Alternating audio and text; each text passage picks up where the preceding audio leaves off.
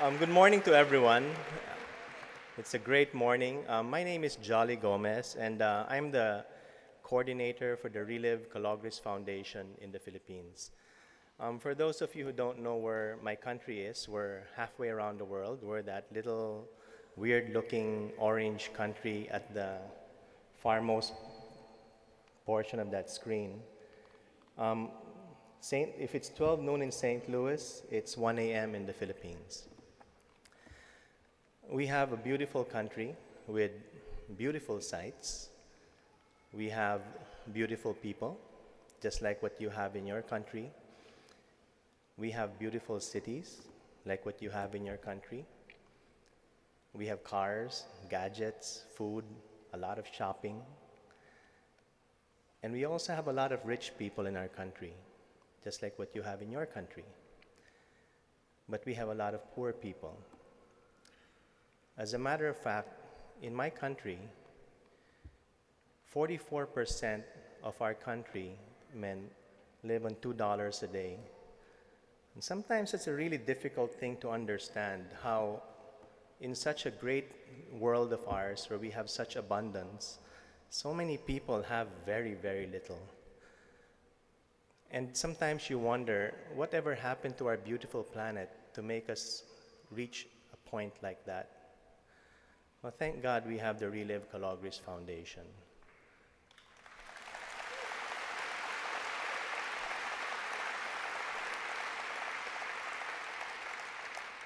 People talk about nourishing our world with Reliv. We have a company today that really walks the talk and doesn't just talk about it. When I started with Reliv about 12 years ago, and Bob and Sandy Montgomery came over to the Philippines, this picture was taken 10 years ago. The first thing that they did was they asked to go to Smoky Mountain and visit one of our feeding centers. So that's Bob and Sandy 10 years ago, and the support that they've given to this foundation has never ceased. People will ask, what do we do then in a feeding center? What is a feeding center? What a feeding center is it's actually just a home, an area in the community where we find a volunteer who's willing to work with the kids every day, identify 40 malnourished kids, get them into a program, and give them nothing but Reliv Now for Kids, the same product that you give your own children, on a feeding program that is centered around the community, and that's done every day. We have feeding centers, usually around the depressed areas, around garbage dumps, sometimes in schools or community centers, and you see there a mother preparing a little batch for kids to take daily. Many of our feeding programs are headed by Reliv distributors who help out in identifying areas where people need it most.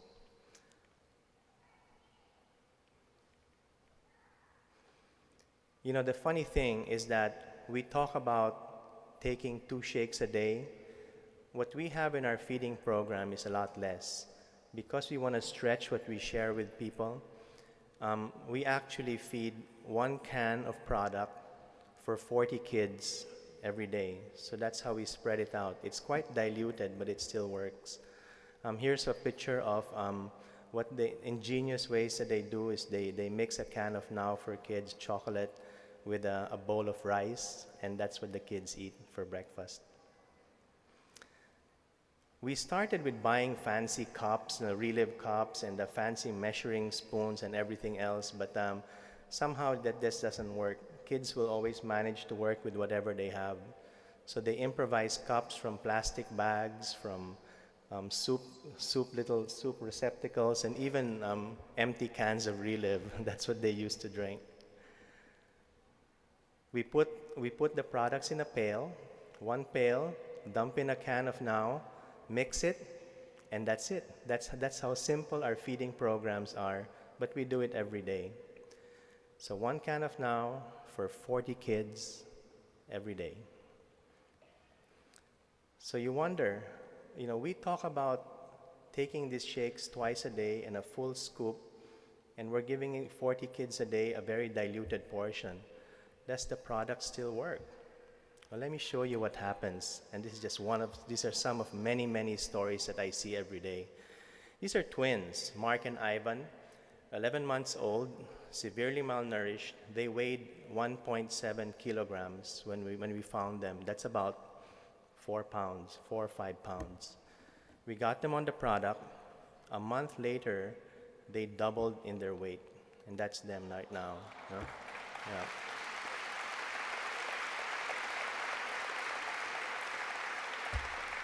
Yeah. Carl came from a family of 8. The parents were very, very poor. They couldn't afford their kids. 2 of his brothers died from malnutrition, and we found him in a severe stage of malnutrition. A 5-year-old boy who weighed 8 pounds, distended. And because it was a severe case, we fed him 3 times a day, the same diluted portion that we gave. A month later, that's Carl. Yeah. You know.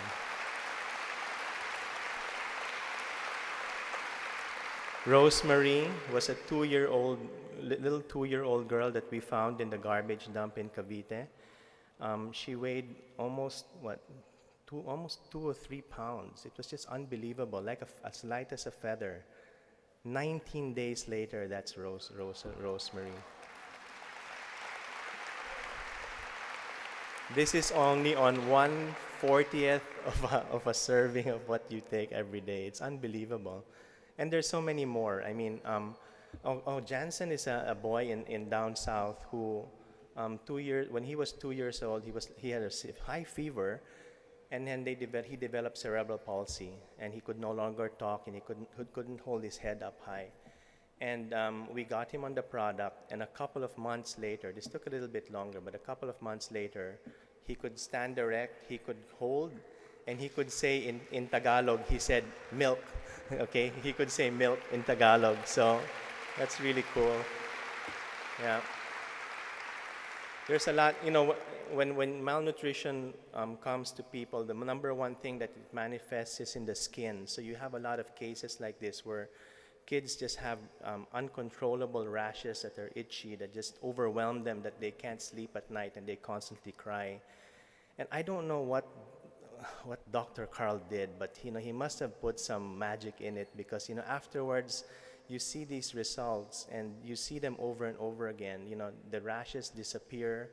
Little girls that are taunted by their kids because of what they have, without any other medication, just become so much better.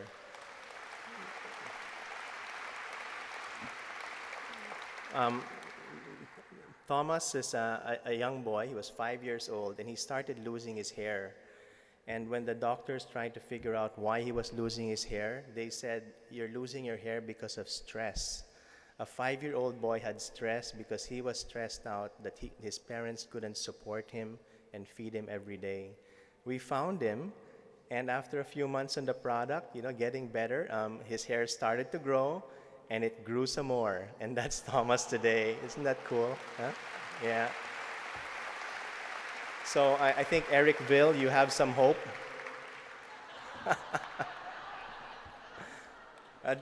JC is a little kid, and this is an interesting case, because his infection was not in his skin but in his eyes.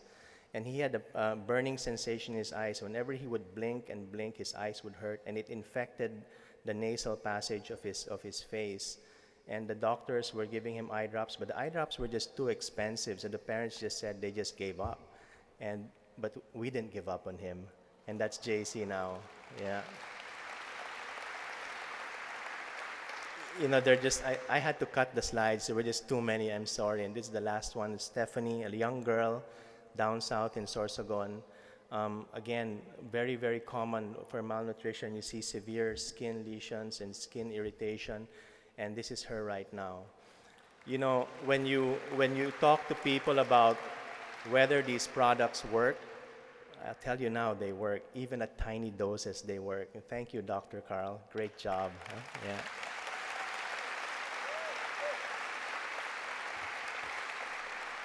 Most of the places that we visit are really far away. They're far from the cities, unlike what you saw in the video earlier. We have to walk through rice paddies and go cross rivers and just find communities that need it most. We drive through the rain and we go as far as we can to get that product that comes all the way from the United States halfway around the world to feed a little town up in the mountains and make a difference in their lives. But you know, the feeding program doesn't end there. There's a lot more that we do. Through the years, we've been able to, because of the donations that we get from events like this today, we've been able to donate materials for classrooms and for health centers. We've been able to help in the education of some kids in schools. We've built wellness centers and communities.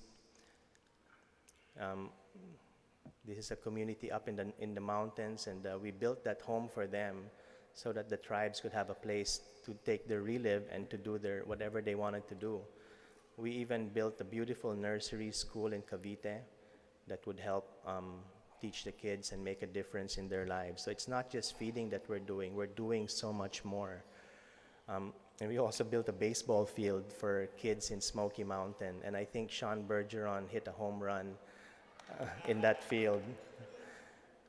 But sometimes you wonder, you know, we've been doing this for 10 years and we've been feeding so many kids, but does it really make a difference?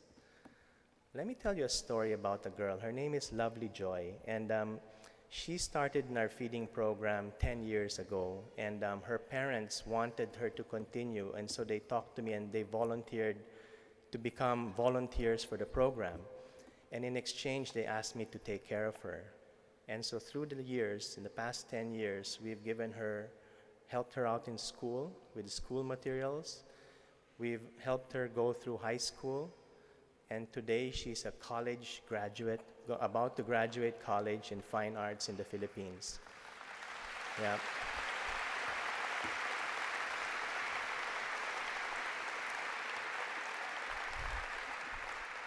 You talk about wanting to make a difference.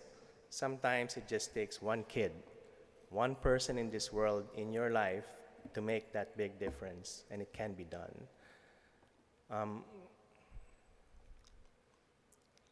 You're going to see a lot of faces in this picture. You know, all the faces that you're going to see are just some samples of many, many, many kids that we've fed. This is not even a fraction of all the kids that we've fed throughout the years. One of these kids could be your Lovely Joy. One of these kids can be that person that you can make a difference with. You know, all it takes is one can, which is at a discounted price for a distributor, what, $20? That's how much my hot dog and soft drink, etc. cost when I watched the Cardinals game the other day. And if you can forego with that for a while, you can really make a big difference in someone's life. If you can do it on a monthly basis, you have 1,000 people in this room, that's 1,000 cans, that's 40,000 kids. We can feed 40,000 kids today just with a little donation with what you can do. Isn't that just amazing in what we can do?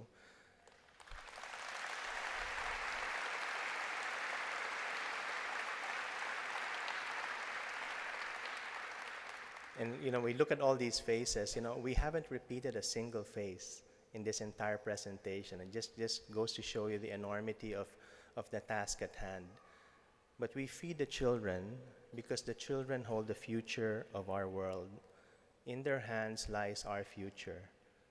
And in our hands, we have the opportunity to make that difference, to nourish the world. There's only one word that I think about when I see the things that we do in the Kalogris Foundation. Gratitude is one, but victory is another. So for all of you who continue to support this program, I congratulate you and I thank you for scoring a victory for mankind. Thank you.